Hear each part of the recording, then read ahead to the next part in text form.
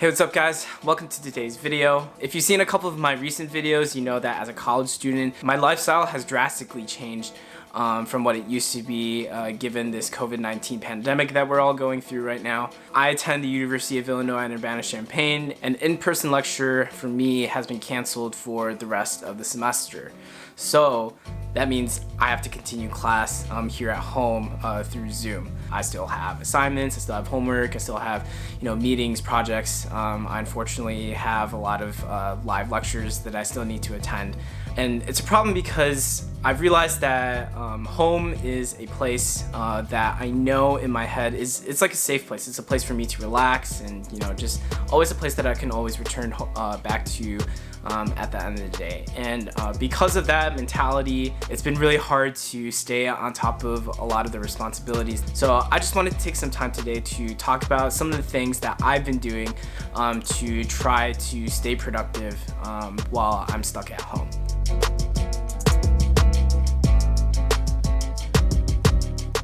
So the first thing that I do is that I have a bunch of to-do lists. Even though it's super simple and super basic, this is probably one of the biggest things that has helped me be productive. So I structure my to-do lists in two ways.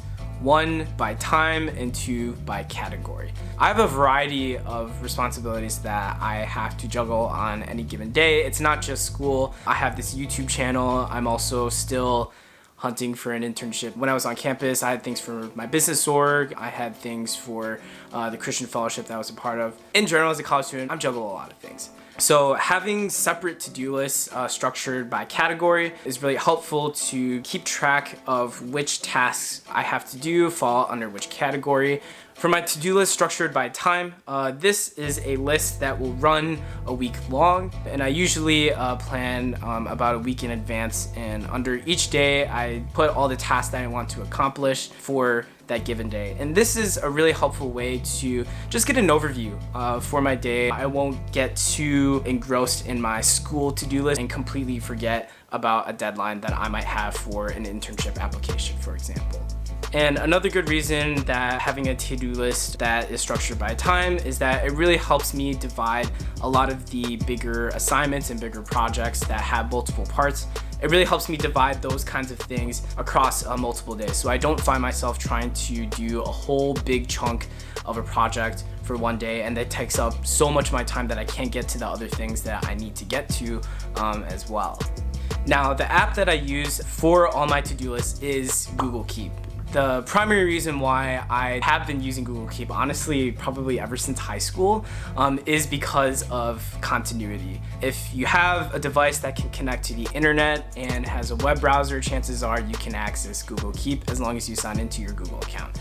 So this way, I can access my to-do list from my desktop here, from my phone, from my tablet where I'm totally not reading my outline for this video off of, and also my laptop. That way, if one of these devices fails, I won't lose my to-do list and I can always access them whichever device is most convenient to me. Another feature that Google Keep has that I really like is the labels. And this is really helpful for those categories that I was talking about earlier. That way I can not have all my notes just haphazardly, just like all in one place and just trying to dig through all these different lists that I have. I can split it up and put them under different labels. I have a couple labels for school, I have a label for like work or like internship stuff, I have a label for like video work. So this way all my notes are not just all in one spot and I'm just like wasting so much time trying to dig through and find them. I can click on the label that I know where the note is and then quickly see that list. Another feature that I really like is a checklist hierarchy. So Google Keep has this feature. If you select to have checkboxes within your to-do list, you can have one level of indent for those checkboxes. And this is actually really helpful for just like big project with multiple parts. I can put that project in just one checkbox, and then underneath I can indent a whole bunch of checkboxes for all the different little individual parts of that bigger project. And the last thing that I like about Google Keeps is that once you check off an item, it moves down to the bottom. I've used and I've tried other checklist apps before, and I found that a lot of them tend to just completely get rid of the items that you checked off. I, however, like to keep track of things that I've accomplished and things that I've done. So it's just a really nice way that once I check it, and if I can't particularly remember if I finished it or not, then I can just scroll to the bottom and see if I have checked it off. Now, this second thing that I do, I know is something that a lot of other college YouTubers tell you to do, but I found that this is helpful for me. It's scheduling your day and having a routine. And the primary way that I do this is that I use my calendar and quite literally at the beginning of each day, schedule out what I want to do at certain times of the day, literally to the hour. At first glance, it might seem like, oh wow, that's so strict. Why would you do that? But I've found that throughout my day, I will have a bunch of these tiny gaps in between like certain things that like I want to do, and this is where I'm really susceptible to, you know, going on my phone and just scrolling through social media or YouTube. So this is a really nice way to keep myself accountable, to set up those notifications so I get them and be like, okay, I have to do this now. This is another factor to you know, motivate me to stay on track and stay on top of things.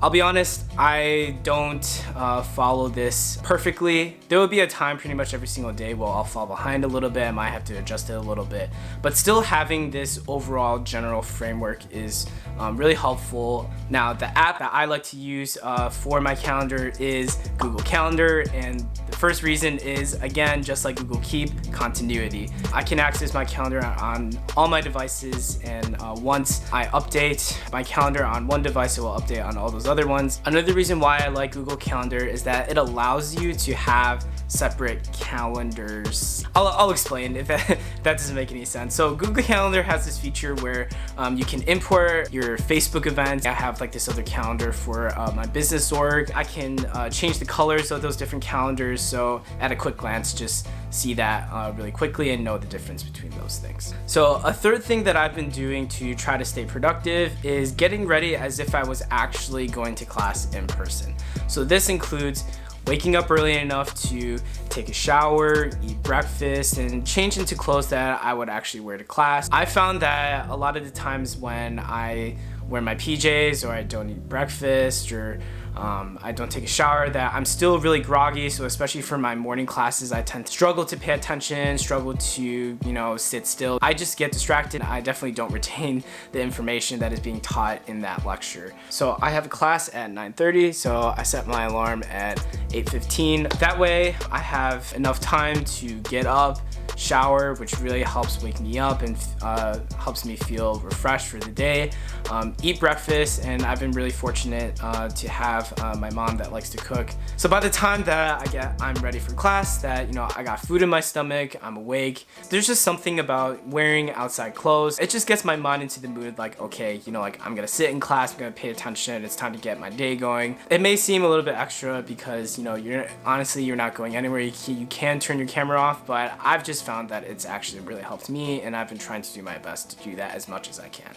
Now, this last thing is also, I know our parents have been telling us for forever that we should be doing this, but it's getting enough sleep. And I've been trying to do that in two ways. One, trying to go to bed at a reasonable time, and two, also making sure that I try to get up at a reasonable time, especially those days when I don't have something in the morning. The big reason why that I've been trying to do this is because I found that if I don't get enough sleep, or I wake up but like don't get out of bed and I just watch YouTube videos for like an hour, I just feel super sluggish, and it kind of just like sets the tone for the rest of the day. I just slog through the rest of my day. I'm so lazy, and I also find myself getting irritable and a lot more susceptible to getting sick.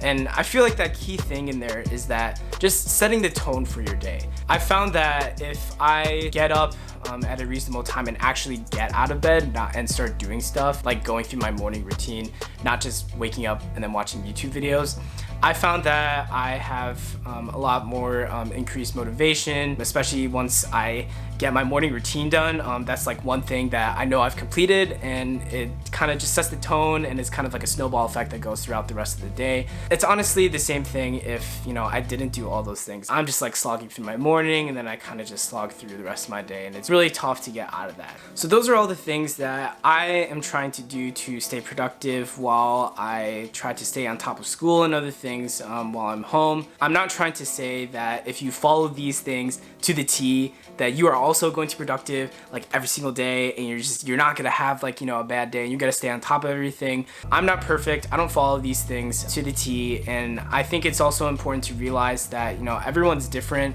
so different things will work for different people. These are just some of the things that I do, so I would really encourage you to just try things out, figure out what works for you. You know, maybe scheduling out your day at the end of the previous day works better for you than at the beginning of that actual day.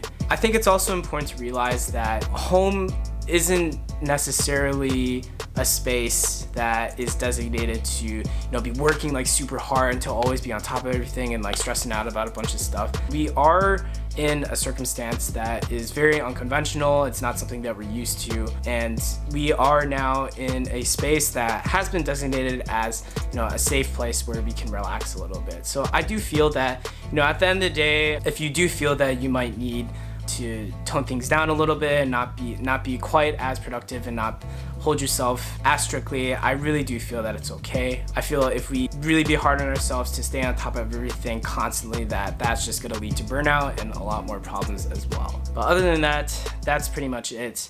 Thank you so much for watching. I hope some of these things will be helpful for some of you. If you enjoyed this video, make sure you drop a like and a comment down below. And also don't forget to follow me on Instagram. I like to post a lot of more day-to-day things that I may be doing. Thank you so much for watching, and I will see you in the next video. Peace. I'm exhausted, man. Guess what? I just wanna go home.